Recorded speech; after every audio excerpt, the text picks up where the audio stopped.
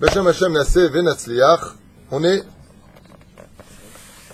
dans le Sefer Amidot, Bezrat Hashem, pour le peu de temps qu'il nous reste, sur Bait, la maison. D'accord? Donc on est dans le deuxième volet, même si on est toujours le mardi 20 du mois de Iyar. Que Akadosh Baruch Hu Bezrat Hashem vous bénisse tous autant que vous êtes. Je suis très fier de vous, vous êtes chaud pour l'étude. Donc chacun après déclaré de la Avrechim à 9h pour une Chabruta. Il y en a déjà qui ont fini, je ne sais pas si vous êtes au courant, ici dans ce petit Beth Midrash, il y en a qui ont fini 7 Masertot.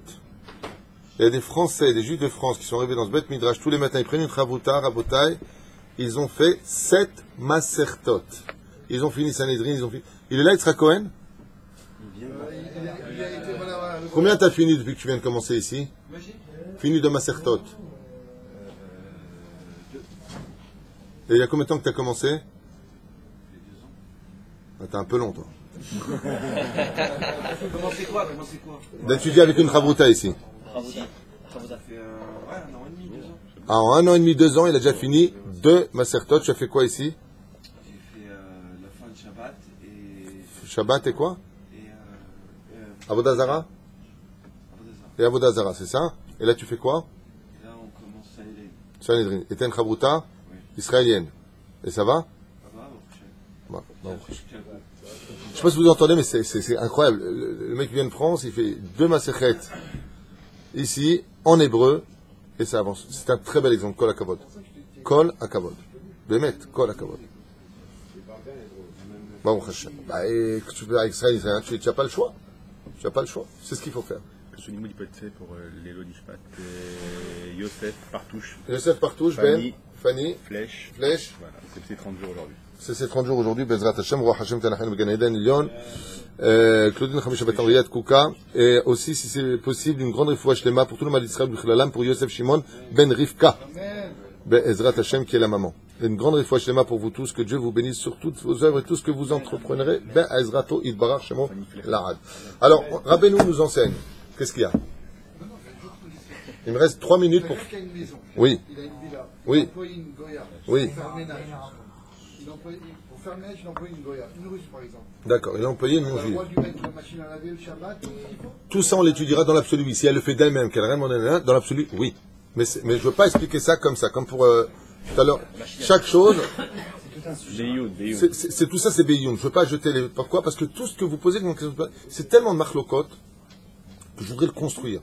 La reine, Atchouvaï, si une personne a employé une femme de ménage qui est Be'avla, tu comprends, ça veut dire qu'elle est payée au mois ou à la semaine, il faut rentrer dans tous ces détails, et que cette personne qui n'est pas juive prend sur elle l'initiative même de faire la sponja, de serrer machin, la goya, elle n'est pas obligée de le faire. Maintenant, elle le fait par rapport à son travail, elle a envie de. Mais c'est pas comme ça que je vous l'expliquais. C'est que la tnotet zé, c'est que la sbir zé. Le sénat. Enfin, dans l'absolu, si la femme de ménage, elle a pris les assiettes, elle les a mis elle-même dans le médiar kelim, dans le lave-vaisselle et qu'elle veut le faire, oui. Top. Bait. Une maison juive, c'est quelque chose de kadosh meod. C'est aussi dit pour les maisons juives. C'est vrai que Dieu n'a pas de bête Amikdash, mais il a vos maisons. La mezouza est à l'extérieur, il n'attend qu'une seule chose, c'est qu'on le fasse rentrer. Avec des livrets Torah, avec une belle table de Shabbat. Vous savez que celui qui fait une belle table, en l'honneur d'Hachem, qui mange, comme la Torah le demande, et Chod Ben Ishraï Bechukotai, vous regarderez là-bas, comment se comporter à table, qui fait des livrets Torah. Alors ce que je vais vous dire va vous paraître un peu bizarre, les Chachamim nous disent, Mechaper al kol ha'averot, kol avonotav. Le fait de manger proprement une table, de parler de Gdusha, de se comporter comme un bon juif, c'est capable de faire la caparaï. Pourquoi? Quel rapport avec réparation des fautes? Parce que la table, c'est le misbéach. Et si tu te comportes comme un homme propre, avec des belles paroles, des beaux livrets Torah, une belle conduite, cette table-là vient faire la réparation de tes fautes, comme à l'époque le misbéach le faisait pour toi.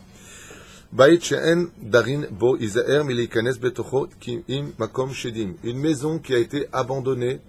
On fera attention de ne pas rentrer là-bas si ce n'est qu'à travers un grand tikkun, car les démons ont le droit de le posséder, dit Rabbi Nachman de Breslev. Rabbeinu Nachman ben Fega nous dit, fais attention de ne pas venir t'installer dans une maison qui a été abandonnée. La Gemara nous dit, ça veut dire quoi abandonner? Combien de temps? 7 ans. Les démons. ils ont le droit de s'y installer. En général, ils aiment pas qu'on les dérange. Donc en général, c'est eux qui te virent. Ceci étant, il y a des tikkunim à faire. Entre autres termes, oui, Hanouka de Baït. Hein? Amapolette.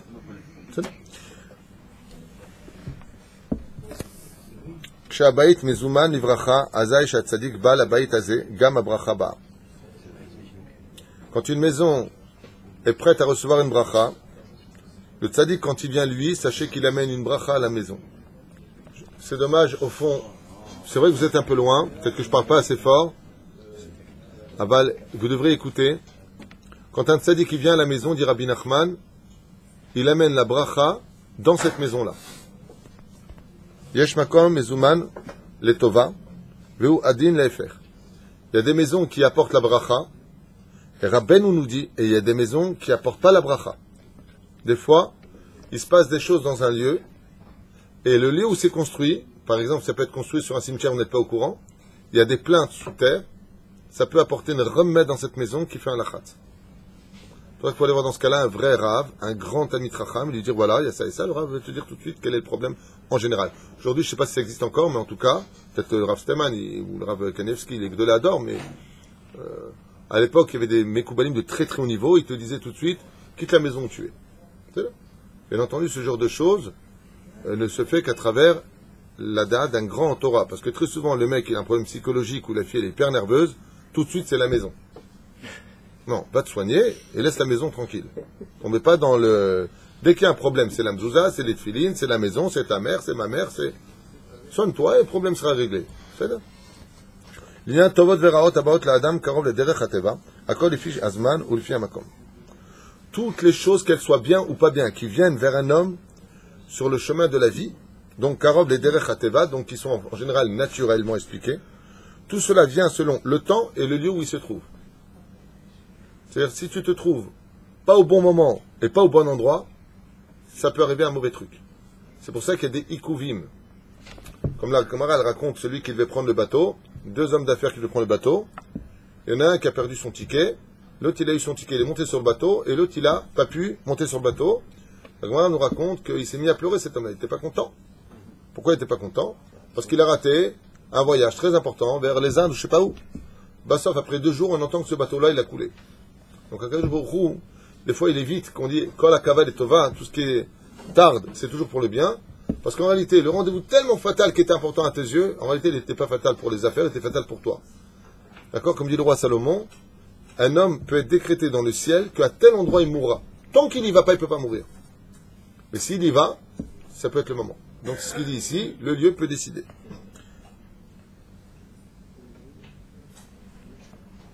מקום שאדם יוצא ממנו, אינו מתהווה לאותו מקום לענות ממנו. Un lieu dont un homme sort, אינו מתהווה לאותו מקום לענות ממנו, je ne comprends pas exactement ce qu'il veut dire ici. אינו מתהווה, il n'aurait pas donc l'envie de quoi? לאותו מקום לענות ממנו. Je ne mבין מה הוא רוצה. Je ne vois pas qu'est-ce qu'il veut dire. מקום שאדם יוצא ממנו, un endroit d'où l'homme sortirait. Tu peux m'aider? אינו מתהווה לאותו מקום לענות ממנו. Il n'aurait pas de profiter de l'endroit où il était. Makom shadam yotze mimeno, donc le lieu de l'endroit de lequel il sort. Eno, non, mitave l'auto makom, donc il n'aurait pas d'anguille de ce lieu-là. Le'anot mimeno. Je comprends pas je comprends les mots, mais je comprends pas qu'est-ce qu'il veut dire, quel est l'enseignement à prendre. Michael. אתה מבין מה הוא רוצה פה? מקום שאדם יוצא ממנו, אינו מתהווה לאותו מקום לענות ממנו. לאותו מקום להנות ממנו. אני לא מבין מה הוא רוצה.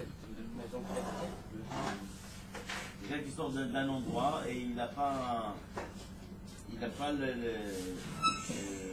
désir de... Ça on l'a dit, mais ça veut dire quoi dans l'enseignement? Qu'est-ce qu'il veut dire par là? Qu'est-ce qu'il veut? Si. אני לא מבין. טוב, imam haaretz chassid, al tadur b'shchunato. Si tu vois un paysan de l'esprit qui joue le chassid, ne vis pas autour de lui, ne fréquente pas. Mon Rav ne disait pas comme ça, il disait toujours, quand tu poses une question à un haaretz, ce qui te dit fais le contraire, c'est la halacha. Bon, on dit toujours comme ça. Pose une question d'halakha, quelqu'un qui ne connaît pas la halachot. Ce qu'il te dit, fais le contraire, c'est ça la halakha. Toute maison où on entendra des paroles de Torah ne sera jamais détruite. J'ai lu hier dans le Sefer Amidot à propos de la nervosité, il dit une femme nerveuse à la maison détruit automatiquement la maison. Et ça, c'était hier soir.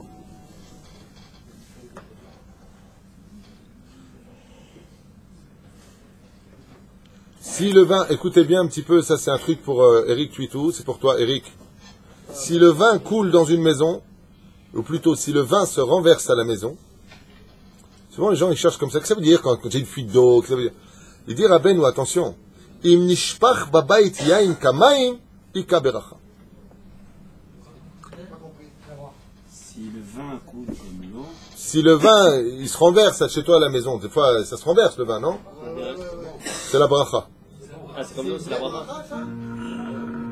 C'est pour ça qu'il a laissé, il va mettre toutes les bouteilles de vin, il va les mettre sur le côté, sur le rebord. Tu sais quoi faire?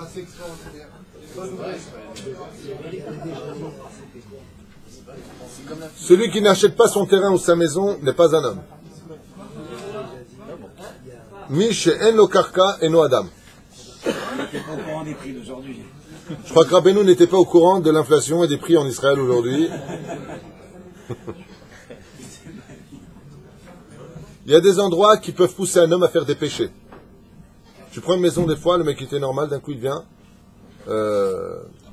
tordu dans son esprit. Par exemple, vous savez quand est-ce que ça peut arriver ça? Tu achètes une maison dans un endroit où, chas v'shalom, les enfants ou le père, il regardait des sites pornographiques. Ils ont vendu leur maison. Ils ont fait rentrer une touma chez eux, dont vous n'avez même pas notion. De regarder des sites pareils à la maison, ça fait rentrer tous les malheurs du monde dans une maison. Ça peut même faire divorcer un couple par la force des chindalettes qui rentrent. Tellement c'est grave de regarder des sites pornographiques. Tellement c'est grave. On n'est pas conscient aujourd'hui. Aujourd'hui, on regarde pas, on n'a rien à faire. Une maison pareille, c'est tellement rempli de touma, que si une personne vient derrière, il peut, lui, alors qu'il était moral, tomber dans des choses qu'il a demandé ou faire, qu'il n'aurait jamais pensé faire à cause du lieu. Yesh makom agorem la avor averot, qui va te faire des averot. Dans ce cas-là, ce qu'on fait, toujours la même chose, j'insiste, prendre 10 hommes cachers, 10 hommes qui soient cachers, Shamer Shabbat, ils font Chanukah Baït, Mila Bemila parfaitement, on ouvre toutes les fenêtres de la maison et on fait le chauffard comme à Rosh Hashanah, 30 sons. Pas 100, non. Juste, c'est bon. Ka'as uznut shelisha, une femme impudique et coléreuse à la maison, finira automatiquement par détruire toute la maison. Personne ne sera heureux et tout le monde s'effondrera. Une femme coléreuse et qui n'est pas pudique. Il faut absolument mélanger. Il faut les deux. Mais je sais qu'une femme déjà, sachez une chose, une femme, bon, l'autre côté c'est facile, une femme nerveuse. Il faut aider aussi sa femme, il faut la soutenir, il faut la comprendre. Mais sachez que, psychologiquement parlant, un homme qui est marié avec une femme nerveuse, il aura beaucoup de mal à être réellement heureux. Parce que la nervosité, c'est de la pure avodah zara.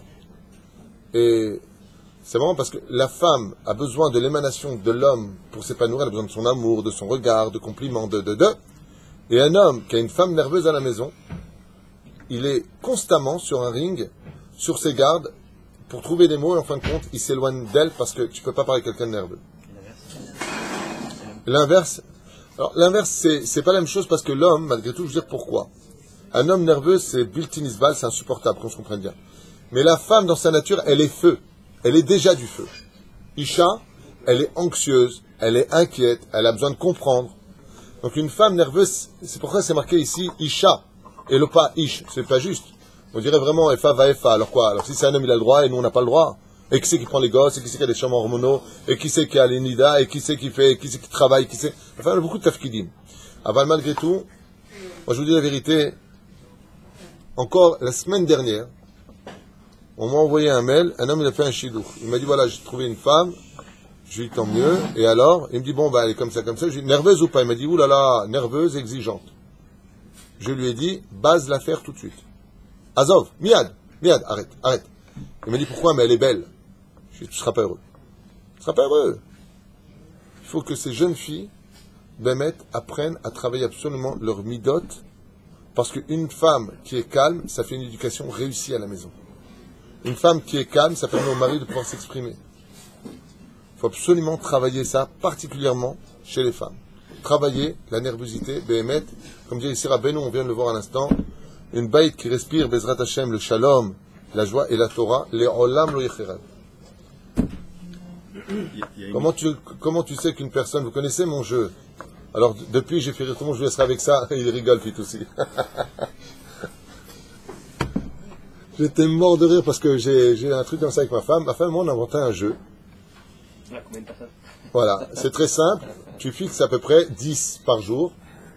Dès qu'il y en a un qui se plaint, il perd un point. Donc, c'est 1. Par exemple, moi, j'étais à côté de ma femme, je lui dis, je peux pas ouvrir un peu la fenêtre, j'ai vraiment chaud. Elle me dit, 1 point. Qu'est-ce qu'il y a? Tu t'es plaint. Ça s'appelle le jeu de la plainte. Si tu perds et que tu arrives à 10 points, tu dois offrir un cadeau à ta femme. Et si c'est la femme, tu dois offrir un cadeau. Et sur toute la route, maintenant, il y avait des embouteillages. Ma femme m'a fait un sourire. Je ne supporte pas les embouteillages. Les embouteillages. Et qu'est-ce que j'ai fait? J'ai pas dit un mot. Elle m'a regardé comme ça, on est arrivé à la maison, elle m'a dit, bravo. Bravo Hachem. Oh là là, il faut que je pèse. Je sais pas ce qu'elle m'a sorti. Elle m'a sorti une plainte. 2-0. Jouez à ce jeu, Béhémet, vous allez apprendre à vous connaître. C'est incroyable. Béhémet, faites-le, c'est une thérapie extraordinaire. Vous fixez avec votre femme. Bon, c'est pas facile parce qu'elle a les gosses. Donc, elle part un peu. Elle, il faut qu'elle aille jusqu'à 15 et vous jusqu'à 10. On va faire ça comme ça. Mais à la 15e plainte, c'est elle qui vous offre un restaurant ou elle doit vous offrir quelque chose. Vous allez voir d'un coup. C'est impossible pour un Tunisien. C'est impossible pour un Tunisien. Mais faites-le, c'est extraordinaire. Moi, hier, comme ça, je vous le dis à toute vitesse, j'étais mort avec ma femme, je la réveille. Je m'en vais le matin, je la réveille. Elle me dit, oh là là, déjà, je dois me lever, je lui fais 1. Elle m'a regardé comme ça, elle m'a dit, mince, j'ai oublié. Allez, 1-0. Call tout.